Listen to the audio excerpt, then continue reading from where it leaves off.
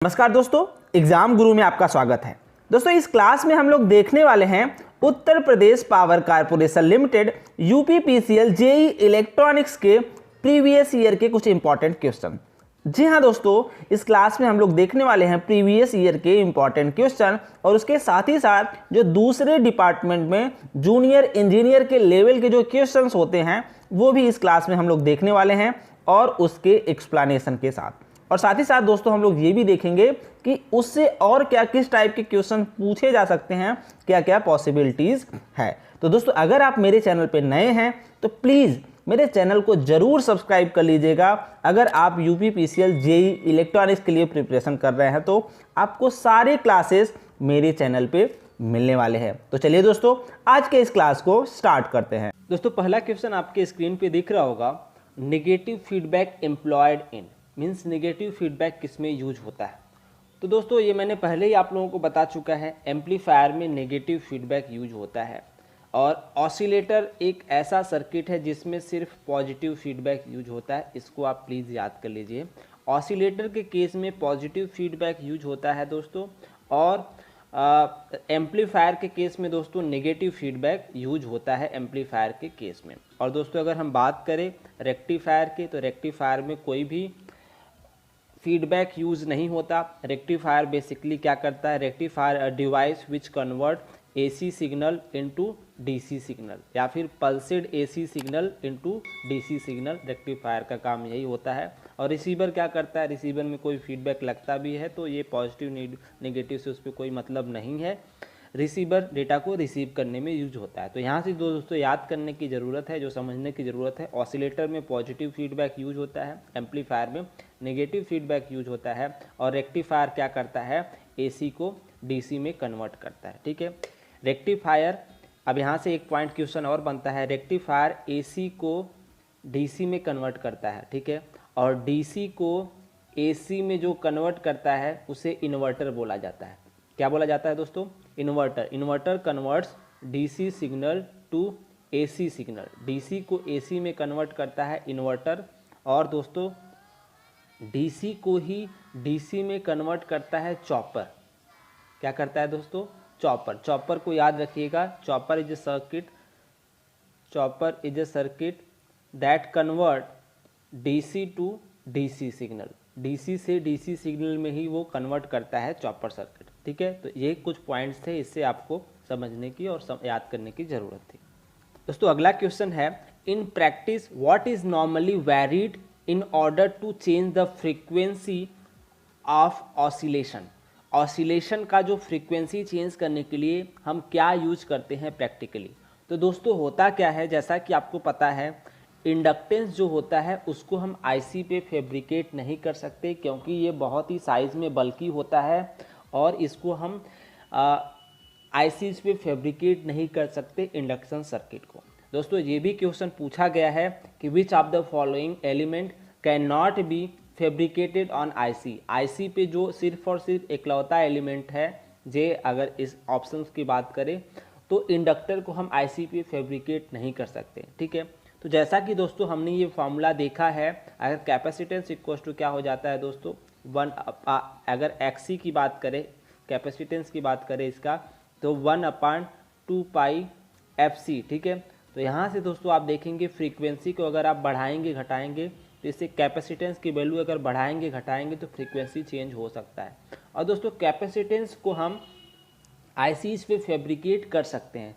तो जो प्रैक्टिकली हम यूज करते हैं फ्रीक्वेंसी को वेरी कराने के लिए, जो प्रैक्टिकल सिचुएशंस में, प्रैक्टिकल केसेस में जो यूज होता है ऑसिलेटर के ऑसिलेशंस के फ्रीक्वेंसी को कम या ज़्यादा करने के लिए, वो क्या यूज होता है दोस्तों, कैपेसिटेंस यूज होता है। इस पॉइंट को आप याद रख लीजिएगा, वेरिएबल कैपेसिटेंस यूज होता है ऑसिलेशन के फ्रीक्वेंसी को कम या ज़्यादा करने के लिए। इंडक्टेंस कभी भी यूज नहीं होता क्योंकि वो प्रैक्टिकली आईसीज पे इम्प्लीमेंटेड नहीं हो सकता। ठीक है, बल्कि होता है, और रजिस्टेंस से हम फ्रीक्वेंसी का कोई रिलेशन ही नहीं, तो रजिस्टेंस से हम उसको चेंज नहीं कर सकते। तो यहाँ से ये कुछ पॉइंट्स आपको नोट करने की ज़रूरत थी। दोस्तों अगला क्वेश्चन आपके स्क्रीन पे दिख रहा होगा, Hartley oscillator is commonly use in which of the following circuit. Hartley oscillator जो होता है वो किस सर्किट में यूज होता है। दोस्तों इन ऑसिलेटर्स के बारे में मैंने डिटेल में आपको ऑसिलेटर के chapter I think class number 8 या 6 पे मैंने क्लियरली आप लोगों को बहुत ही डिटेल में बताया है ऑसिलेटर के बारे में। तो यहाँ पे मैं आपको बताना चाहूँगा हार्टले ऑसिलेटर यूज होता है रेडियो रिसीवर में, क्योंकि जो दोस्तों हार्टले एंड कॉलपिट ऑसिलेटर्स होते हैं, हार्टले एंड कॉलपिट ऑसिलेटर्स होते हैं, ये हाई फ्रीक्वेंसी एप्लीकेशंस के लिए यूज होते हैं। दोस्तों किस फ्रीक्वेंसी एप्लीकेशन के लिए? हाई फ्रीक्वेंसी एप्लीकेशंस के लिए यूज होते हैं हार्टले एंड कॉलपिट ऑसिलेटर्स। तो उनको हम रेडियो फ्रीक्वेंसी भी बोलते हैं। दोस्तों मैं आपको यहाँ पे एक क्वेश्चन और नोट कराना चाहूँगा, RC phase shift and Wien bridge oscillators ये यूज होते हैं लो फ्रीक्वेंसी एप्लीकेशन के लिए। किसके लिए दोस्तों? लो फ्रीक्वेंसी एप्लीकेशन, जिसको ऑडियो फ्रीक्वेंसी भी बोला जाता है। इस पॉइंट को याद करिएगा, ये क्वेश्चन पूछा गया है। RC phase shift oscillator and when bridge oscillator, ये दोनों ऑसिलेटर्स दोस्तों ऑडियो फ्रीक्वेंसी के लिए, लो फ्रीक्वेंसी के लिए यूज होता है ऑसिलेशंस के लिए। लेकिन अगर बात करें दोस्तों हार्टले ऑसिलेटर और कॉलपिट ऑसिलेटर की, हार्टले एंड कॉलपिट ऑसिलेटर की, तो ये रेडियो फ्रीक्वेंसी के लिए यूज होता है, हाई फ्रीक्वेंसी एप्लीकेशंस के लिए यूज होता है। तो दोस्तों वो हाई फ्रीक्वेंसी के लिए यूज होता है, रेडियो फ्रीक्वेंसी के लिए यूज होता है। तो Hartley oscillator is commonly use in radio receiver. Radio receiver में कॉमनली यूज होता है हार्टले ऑसिलेटर। यहाँ से दोस्तों पॉइंट आपको याद करने की ज़रूरत है कि when bridge oscillator and RC phase shift oscillator operates at low frequency, that is audio frequency. Okay, जैसा कि जो आपके घरों के बजर्स होते हैं वो लो फ्रीक्वेंसी के होते हैं, और वो ऑडियो जिसको हम सुन सके, ऑडिबल हो, वो लो फ्रीक्वेंसी एप्लीकेशन कहलाएंगे। अगर हाई फ्रीक्वेंसी एप्लीकेशंस की बात करें तो उसके लिए हम लोग दोस्तों हार्टले एंड कॉलपिट ऑसिलेटर यूज़ करते हैं। ये पॉइंट आप प्लीज़ याद कर लीजिएगा। दोस्तों अगला क्वेश्चन है oscillator oscillates due to, oscillator oscillates due to, ये आपको पता है क्योंकि ऑसिलेटर पॉजिटिव फीडबैक में वर्क करता है, इसीलिए सिर्फ पॉजिटिव फीडबैक के कारण ही उसमें ऑसिलेशन पॉसिबल होता है। तो दोस्तों oscillator oscillates in positive feedback. Generally tuned amplifier are operated, जो ट्यून्ड एम्पलीफायर होते हैं वो किस में ऑपरेट होते हैं? दोस्तों जैसा कि मैंने आपको बताया था, क्लास सी एम्पलीफायर जो होते हैं, क्लास सी एम्पलीफायर जो होते हैं ये हाईएस्ट एक्यूरेसी के एम्पलीफायर होते हैं। इसकी जो एफिशिएंसी होती है वो 100% होती है, इसको आप याद कर लीजिएगा।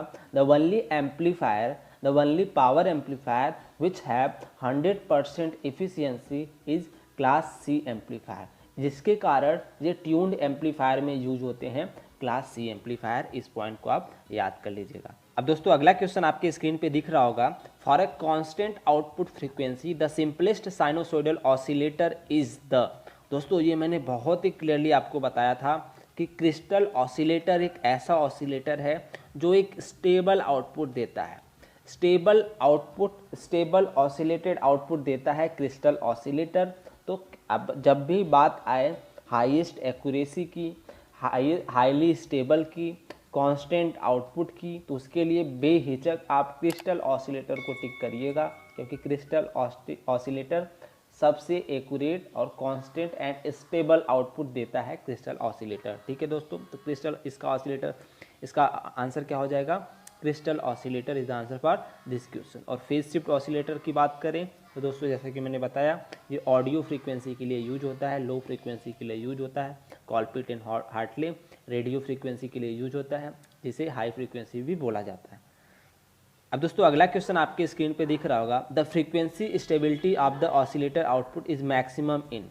The frequency stability in oscillation, अगर अभी जो स्टेबल आउटपुट की उधर बात हो रही थी दोस्तों क्रिस्टल ऑसिलेटर के केस में, वो स्टेबल आउटपुट देता है, लेकिन जो स्टेबल फ्रीक्वेंसी की बात करें दोस्तों, स्टेबल आउटपुट और स्टेबल फ्रीक्वेंसी में डिफरेंस है, इस चीज़ को समझिएगा। वो अगर स्टेबल आउटपुट की बात कर रहा है तो दोस्तों वहाँ पे मैग्नीट्यूड डिपेंड करेगा। जो मैग्नीट्यूड है, अब जैसे ये है तो यहाँ पे ये मैग्नीट्यूड का स्टेबलाइजेशन वो डिपेंड करेगा क्रिस्टल ऑसिलेटर के केस में। लेकिन जो फ्रीक्वेंसी का स्टेबिलिटी है, जो फ्रीक्वेंसी की स्टेबिलिटी है दोस्तों, वो हमें जो बेस्ट मिलती है वो वेन ब्रिज ऑसिलेटर में मिलती है फ्रीक्वेंसी की स्टेबिलिटी। तो इस पॉइंट को आप याद रखिएगा, frequency stability of the oscillator is achieved only in Wien bridge oscillator. Okay दोस्तों, अगला क्वेश्चन आपके स्क्रीन पे दिख रहा होगा, in a phase shift oscillator, RC phase shift oscillator कितने आरसी सेक्शंस होते हैं, जनरली आरसी सेक्शंस कितने होते हैं। अब दोस्तों इसको मैं आपको पॉइंट वाइज समझाने की कोशिश करूंगा। आपको आंसर यहाँ पे दिख रहा होगा 3 क्यों होते हैं वो मैं आपको बताना चाहूँगा। जैसा कि दोस्तों आपको पता है ऑसिलेटर पॉजिटिव फीडबैक में यूज होता है, राइट। तो आरसी फेज शिफ्ट के केस में आपने देखा होगा, एक हम इन्वर्टिंग एम्पलीफायर लगाते हैं, उसके बाद ये आरसी नेटवर्क लगाते हैं, राइट। तो आपको जैसा कि पता होगा ऑसिलेशन के लिए दोस्तों पॉजिटिव फीडबैक होना ज़रूरी है। पॉजिटिव फीडबैक होना मतलब टोटल फेज शिफ्ट 0 डिग्री हो या 360 डिग्री हो, राइट, 360 डिग्री या फिर 0 डिग्री हो, ठीक है। अब दोस्तों आरसी फेज शिफ्ट ऑसिलेटर के केस में 180 का फेज शिफ्ट तो दोस्तों हमें कहाँ से मिल जाता है, इस इन्वर्टिंग एम्पलीफायर से हमें 180 का फेज शिफ्ट मिल जाता है, ठीक है। अब हमें एक्स्ट्रा 180 फेज शिफ्ट और चाहिए, एक्स्ट्रा 180 डिग्री फेज शिफ्ट और चाहिए, जिसके कारण हम टोटल फेज शिफ्ट जो है वो 360 बना लें और हमारे जो सर्किट है वो ऑसिलेटर की तरह वर्क करने लगे, पॉजिटिव फीडबैक में आ जाए। तो दोस्तों जो ये एक्स्ट्रा 180 डिग्री का फेज शिफ्ट अचीव करने के लिए हम लोग क्या करते हैं, आरसी एलिमेंट्स लगाते हैं। अगर आइडल केस में दोस्तों देखा जाए, अगर आइडियली देखा जाए तो आर और सी एलिमेंट जो होते हैं ये 90 डिग्री का फेज शिफ्ट देते हैं, ठीक है। अगर हम रेजिस्टेंस और कैपेसिटेंस के वैल्यू को इस तरह अरेंज करें, ये थ्योरेटिकल है कि आरसी एलिमेंट 90 डिग्री का फेज शिफ्ट देता है। तो अगर हम 2 आरसी एलिमेंट लगा देंगे तो उससे हमारा टोटल फेज शिफ्ट 180 डिग्री का हो जाता है। ये आइडियली केस है, ठीक है, ये आइडल केस है। लेकिन प्रैक्टिकल सिचुएशन में ये 90 डिग्री का फेज शिफ्ट नहीं देता, इसके कारण हमें 3 आरसी एलिमेंट को लगाना पड़ता है। कितने आरसी एलिमेंट को दोस्तों, 3 आरसी एलिमेंट को हमें कनेक्ट करना पड़ता है। ये टोटल 3 आरसी एलिमेंट हमें कितना, एक आरसी एलिमेंट 60 डिग्री का फेज शिफ्ट देता है, तो टोटल फेज शिफ्ट कितना हो जाएगा, 180 डिग्री फेज शिफ्ट हो जाएगा फीडबैक नेटवर्क में। अब यहाँ पे आपको 180 डिग्री फेज शिफ्ट मिल गया फीडबैक में और 180 डिग्री आपको फेज शिफ्ट मिल गया था नॉन इन्वर्टिंग एम्पलीफायर के केस में। तो दोस्तों जो टोटल फेज शिफ्ट हो जाएगा वो 360 डिग्री का या फिर 0 डिग्री का हो जाएगा। तो ये पॉजिटिव फीडबैक कहलाने लगता है। इसलिए हम लोग आरसी नेटवर्क का यूज करते हैं फीडबैक सर्किट में। दोस्तों मैं आशा करता हूँ कि आपको ये पॉइंट समझ में आया होगा। अब दोस्तों आपके मन में एक पॉइंट ये भी उठ रहा होगा कि वेन ब्रिज ऑसिलेटर के केस में तो हम लोग आरसी एलिमेंट ही लगाते हैं, वेन ब्रिज के केस में भी आरसी एलिमेंट लगाते हैं। लेकिन आपने कभी ध्यान दिया है, जो वेन ब्रिज हम लोग यहाँ पे यूज करते हैं वो नॉन इन्वर्टिंग एम्पलीफायर का यूज़ करते हैं। इस पॉइंट को आप याद रखिएगा। वेन ब्रिज के केस में दोस्तों जो हम लोग इनपुट देते हैं ना, वो नॉन इन्वर्टिंग टर्मिनल पे देते हैं, और जो एम्पलीफायर यूज़ करते हैं वो नॉन इन्वर्टिंग एम्पलीफायर यूज़ करते हैं। मतलब ये एम्पलीफायर ही खुद हमें क्या दे देता है, ये एम्पलीफायर ही हमें 0 डिग्री या 360 डिग्री का फेज शिफ्ट दे देता है। मीन्स जो हम इनपुट पे वेवफॉर्म देते हैं सेम आउटपुट पे हमें वेवफॉर्म मिल जाता है। लेकिन अगर बात करें आरसी फेज शिफ्ट ऑसिलेटर के केस में, तो हम अगर इनपुट पे कुछ ऐसा वेवफॉर्म दे रहे हैं तो आउटपुट पे हमें दोस्तों 180 डिग्री फेज शिफ्टेड आउट मिलता है। तो यहाँ पे हमें आउटपुट पे ये मिला। अब हम क्या चाहेंगे, इसका फेज शिफ्ट फिर हो जाए 180 डिग्री का, तो ये फीडबैक एलिमेंट से इसको पास करते हैं, तो इसका फिर से फेज शिफ्ट क्या हो जाता है, तो ये इनपुट फीडबैक आउटपुट और ये इनपुट इन फेज हो जाता है, तो ये पॉजिटिव फीडबैक कहलाने लगता है। ठीक है, तो ये कॉन्सेप्ट है आरसी एलिमेंट्स का। दोस्तों मैं आशा करता हूँ कि आपको ये पॉइंट समझ में आया होगा। अगर समझ में आया होगा तो लाइक ज़रूर करिएगा और चैनल को बिना सब्सक्राइब किए बिल्कुल भी मत जाइएगा। देखते हैं दोस्तों अगला क्वेश्चन।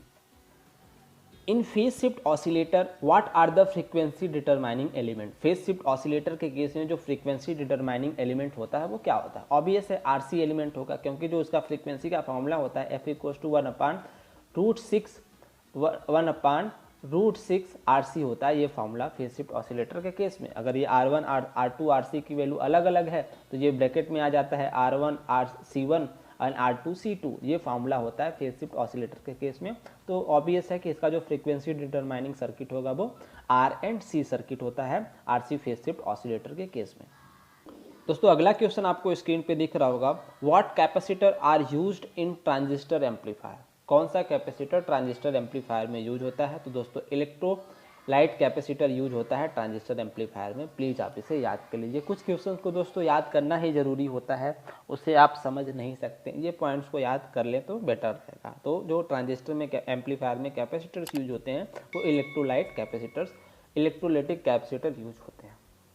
दोस्तों अगला क्वेश्चन आपके स्क्रीन पे दिख रहा होगा, an emitter follower is equivalent to. Emitter follower जो होता है वो किसके बराबर होता है? तो दोस्तों मैंने आपको बताया था इमीटर फॉलोअर मतलब यहाँ पे ये कहने का मतलब है जो इमीटर पे वोल्टेज है, जो इनपुट पे वोल्टेज है वही कहाँ मिलेगा?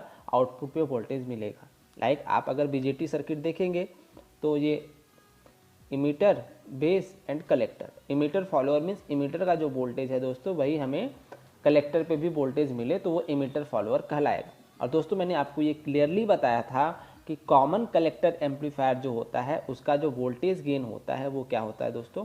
1 होता है, जिसके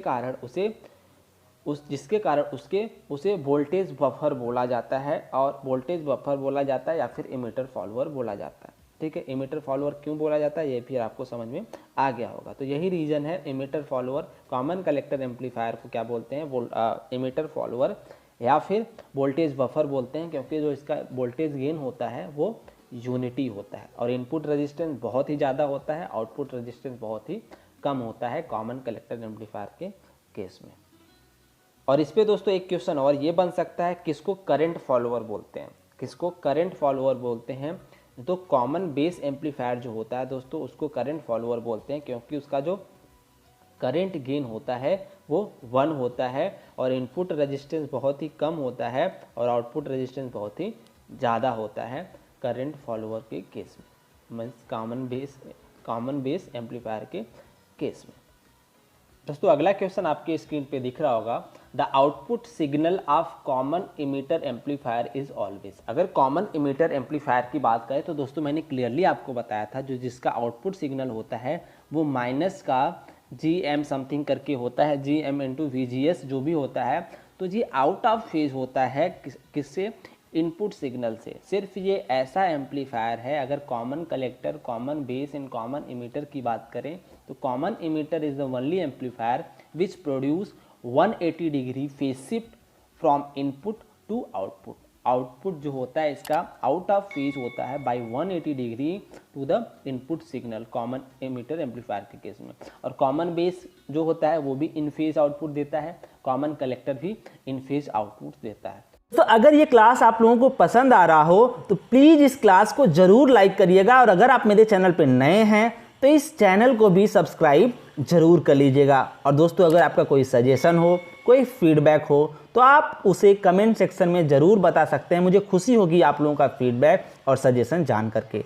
और जैसा कि दोस्तों आप लोगों को भी पता है कि क्लास में अपने मोबाइल के स्क्रीन रिकॉर्डर से बनाता हूं तो उतना बेटर तरीके से आप लोगों को रिप्रेजेंट नहीं कर पाता, उसके लिए माफ़ी चाहता हूं। लेकिन दोस्तों अगर आप लोग मुझे सपोर्ट करना चाहते हैं ताकि मैं और बेटर तरीके से कुछ टूल्स खरीद सकूं और मैं बेटर तरीके से क्लास को पढ़ा सकूं, क्लास को रिप्रेजेंट कर सकूं, तो दोस्तों मैंने अपना UPI ID डिस्क्रिप्शन में दे दिया है। आप वहां से जा कर के आप मुझे सपोर्ट कर सकते हैं ताकि मैं कुछ टूल्स ले सकूं और बेटर तरीके से क्लास को रिप्रेजेंट कर सकूं। दोस्तों ये कंपलसरी नहीं है, अगर आप करना चाहते हैं तो ये कोई भी ऐसा नहीं, मैंडेटरी नहीं है। अगर आप करेंगे तो मुझे खुशी होगी और मैं जल्द से जल्द कुछ टूल्स ले सकूंगा और बेटर तरीके से आप लोगों के लिए क्लास लेके आ सकूंगा। तो चलिए दोस्तों मिलते हैं अगले क्लास में, तब तक के लिए अपना और अपनों का ख्याल रखिएगा।